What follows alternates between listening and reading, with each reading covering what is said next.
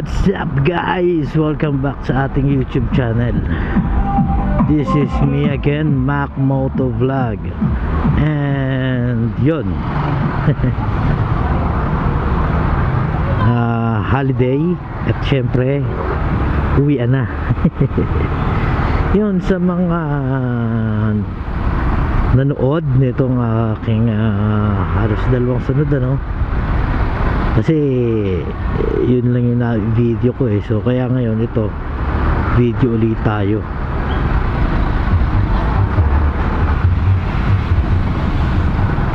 para meron tayong content.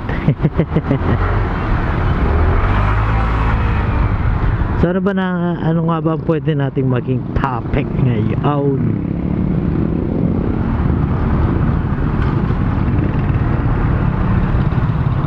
Na kung bakit nga pala ako nakasalawal lang.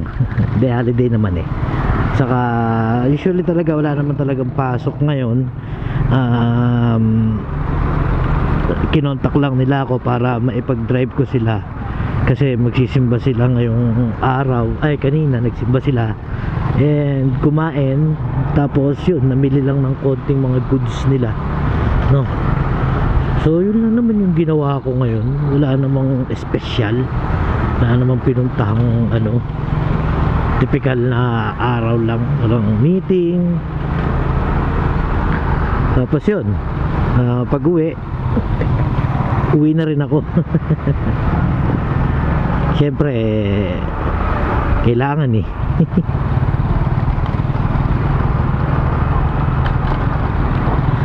At yun, nakakatuwa lang kasi wala naman traffic yan ngayong araw na to. Saka kanina yan wala rin habang nakakotse. At yun, kaya ako uwi na rin ay dahil magcha-charge ako nitong ating camera, no? Wala ko siyang i-charge kasi 3 bar na lang siya. Tagal-tagal ko rin hindi siya nagamit, no? Pero nakaipon pa tayo ng 3 bar doon. Well, sa totoo lang talaga, marami akong video na nagawa, no? Nung mga nakaraang araw, kaya lang hindi ko may upload kasi mga walang mga walang sounds. Tapos meron siyang part na corrupted yung gitna, ganun.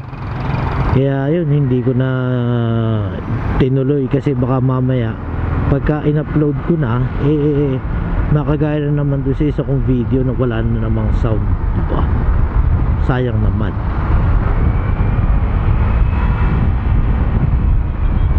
Kaya ito, gumagawa tayo at syempre ngayon habang gumagawa ako, nag-iisip din ako ng pwede kong maging content ngayong araw na to, no? Since wala talagang napasok na pwedeng maging content, comment naman kayo sa baba kung anong next content na gusto nyo para magkaroon tayo ng content.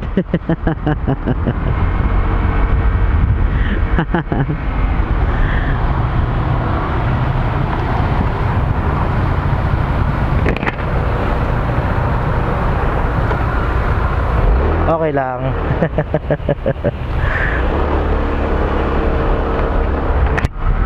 So yun, yung brake ni Samurai, no? Yun ang iiwasan po natin, lalo na kung mga nakasasakyan tayo. Yung pagkagaling natin ng parking ay bigla-bigla na lang tayong lalabas, no? Na hindi man lang natin i-consider na meron dumadaan sa kaliwat kanan natin. Well, kahit na tumatawid tayo, syempre kailangan pa rin nating tingnan ang kaliwat kanan kasi hindi lang naman iisang side ang dinadaanan ng mga sasakyan, no? Kaliwat kanan po yan. Di ba na lang kung one way yung lugar ninyo, yun, talagang isa-isang part ka lang, sa isang part ka lang talaga titingin. Mas mura ba din Hindi hanap pa tayo ng mas mura. Papagas tayo kung mapapansin nyo yung ating fuel gauge ay 2 bar na lang ako. Pero malayo pa mararating yan. Malayo pa mararating ng 2 bar na yan. Pero Syempre hindi natin pwedeng ano na malayo pa talaga yung mararating yan. Kaya lang sayang naman yung pagkakataon, ano. Well, bukas daw may rollback, no? Hindi ko lang sure kung magkano yung magiging rollback niya, no? Or kung nag-rollback na ba yung iba. Kung ganun din lang naman, 55.80, doon na ako sa amin magpapagas sa Petron, diba? Ang kati, ang bira, kinagat ako ng lamok. Yan, short pa. So yun, ano, tandaan natin pagdating natin sa intersection, tingin muna kaliwat kanan, ano, kung may dumadaan, or kung ikaw naman ay mananawid, yan, kaliwat kanan din ang tingin, hindi lang sa isang side ang daanan ng sasakyan, ano. Gaya nga ng sinabi ko, liban na lang kung one way yung lugar nyo o yung kalsada na tatahakin nyo, tama lang na sa isang way ka lang tumingin. Pero kung yan ay two way, huwag kang titingin ng one way lang, kasi posible kang makadisgrasya or madisgrasya, no? Yun lang yun, para maging aware din tayo, no?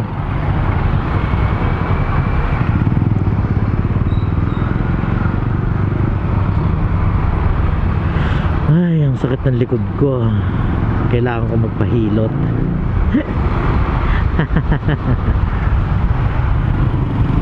Yo! Uy, salamat nga pala sa mga nanonood ha, at saka sa mga nagsusubscribe. Yan. Maraming salamat sa inyo at shoutout sa inyong lahat, ano. Hindi ko na po kayo isa-isahin kasi syempre madami-dami na rin yun. 728 kung hindi ako nagkakamali, ano, yung ating mga subscribers na ngayon.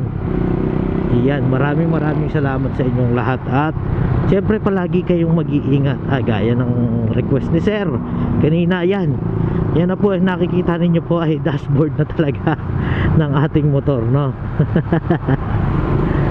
At subukan natin kung hindi pala ubra yung pinaplano ko. Hi dog.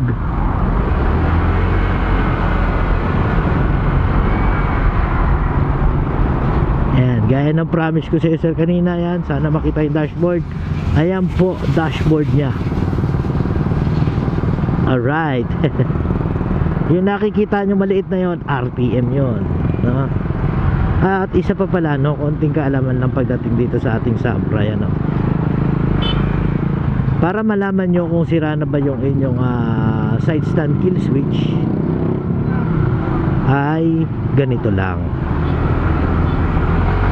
Kapag hindi naman naka-on yung inyong idling stop system, ano, at nakataas naman yung inyong side stand, tapos ayaw umandar o ayaw mag-start ng motor nyo, kahit gumagana naman yung mga brake switch nya, no, yung mga switch nitong ating dalawang brakes, yan.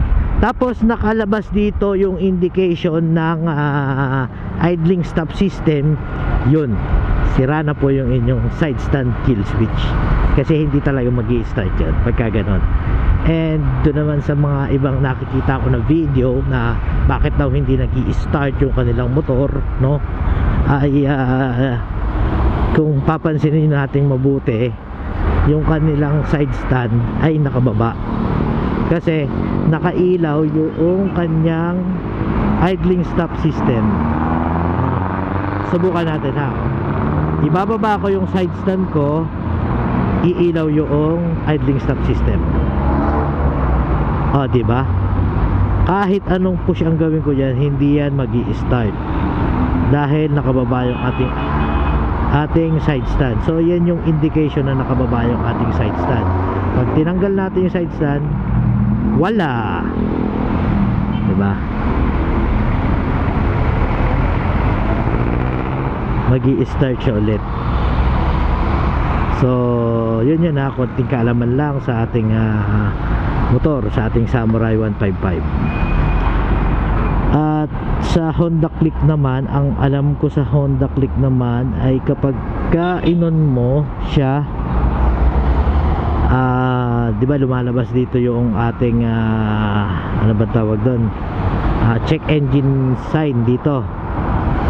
Sa kanila pag on, pag walang problema, automatic na nawawala kahit hindi mo siya i-start. Sa atin parang kotse, no, parang kotse yung sa atin, na kapag inon mo siya, yan, lalabas agad yung check engine sign.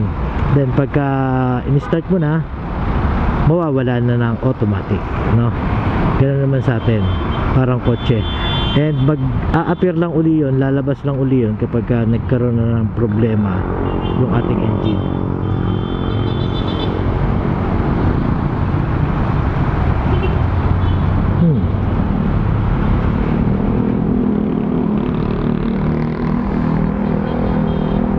Tagal ah.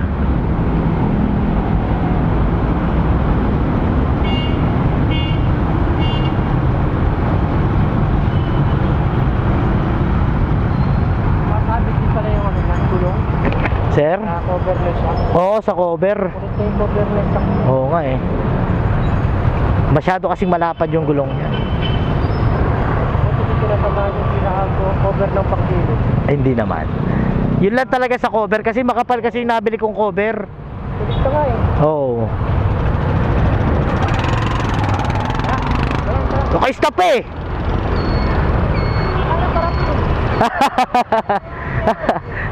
Thank you, sir.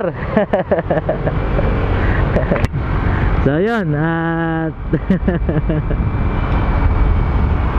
shoutout kay sir, ano, yan. Shoutout kay sir na enforcer ng Quezon City, ano. So yun lang yung mga konting tips natin dito, ano. Yun lang yung mga kakaunting mga napapansin ko sa ating unit, ano. So yun nga yung sinasabi nila, no, na makikilala mo rin ang iyong motor pag tagal, no. So habang tumatagal yan, medyo unti-unti ko na siya nakikilala, no. Yan, unti-unti nang yung bang napapamiliarize ko na siya, no. About balancing ng motor, you know, ngingilig. Yan.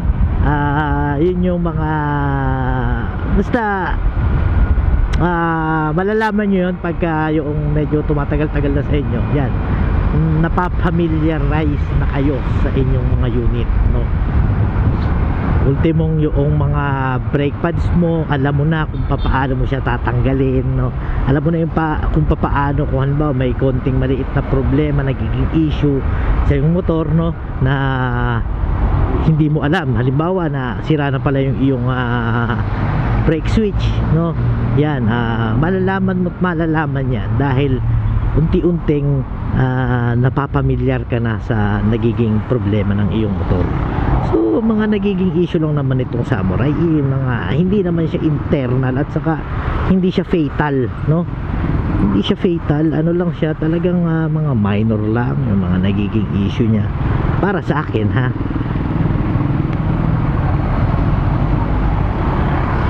As I said, hindi naman tayo pare-pareho ng pare-pareho tayo ng Samurai 155, pero may kanya-kanya tayong way kung paano natin siya inaalagaan, no? At saka may kanya-kanya tayong attitude pagdating sa motor, no? May maarte sobra, like me, maarte. Kaya konting hindi ko lang magustuhan sa motor, yan ay itinatawag ko agad sa mekaniko ko, kay Jason. Yan, shoutout Jason.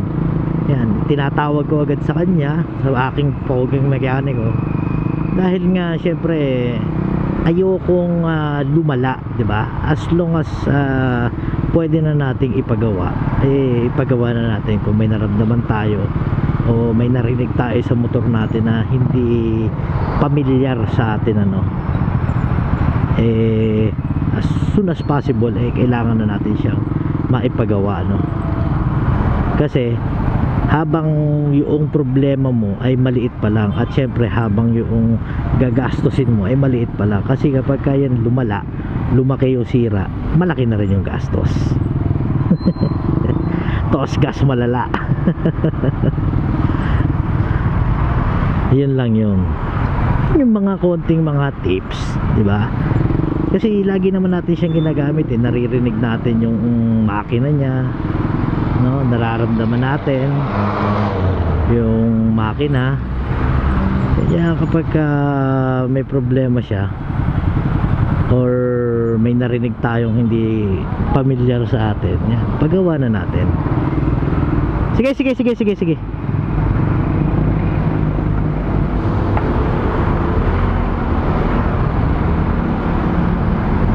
Huwag na nating patagalin pa, no? Kasi pag pinatagal pa natin, doon magsisimula yung mas malala na magiging problema yan, no? So yun lang, ano, awa ng Diyos, nagkaroon tayo ng kahit na kakaunting content, no? Well, thank you Lord. Siyempre every morning talaga yun ang ginagawa ko. Alay mo yun, nagkaroon ako ng content.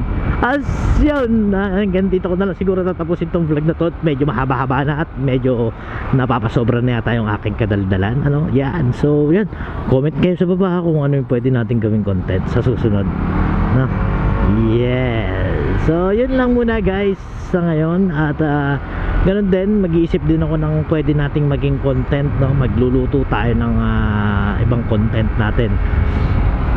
And habang hindi ko pa naluluto, hinuhugasan ko pa lang, mag-comment kayo sa baba kung ano yung pwede nating gawing content, no? So yun lang, maraming salamat sa mga nanonood dyan at sa mga nagsusubscribe, sa mga sumusuporta. And sige, maraming salamat sa inyong lahat. And as always, this is Mac Moto Vlog and thank you so much for watching. Shala!